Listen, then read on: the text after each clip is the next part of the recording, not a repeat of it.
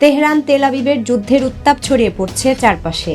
এবার প্রতিবেশী ইরানের সঙ্গে আকাশ ও স্থলপথ বন্ধ করে দিল পাকিস্তান। আন্তর্জাতিক সংবাদ মাধ্যম আল জাজিরা ও আনাদোলু এজেন্সির তথ্য মতে 16 জুন সোমবার পাকিস্তানের স্থানীয় প্রশাসন জানিয়েছে, সীমান্তের দুই পাশে এখন শত শত মানুষ আটকে পড়েছে।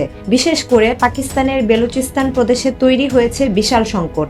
খাদ্য ও জ্বালানির বড় ঘাটতির শঙ্কা দেখা দিয়েছে, কারণ এই অঞ্চল ইরানের উপরেই নির্ভরশীল।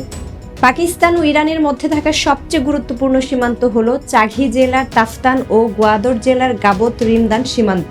এই রুট দিয়েই চলত দুই দেশের প্রধান বাণিজ্য ও মানুষ চলাচল। বেলুচিস্তান প্রাদেশিক সরকারের মুখপাত্র শহীদ রিন জানিয়েছেন, ইরান যখন সীমান্ত বন্ধ করল তখন পাকিস্তানও পাল্টা পদক্ষেপ নেয়।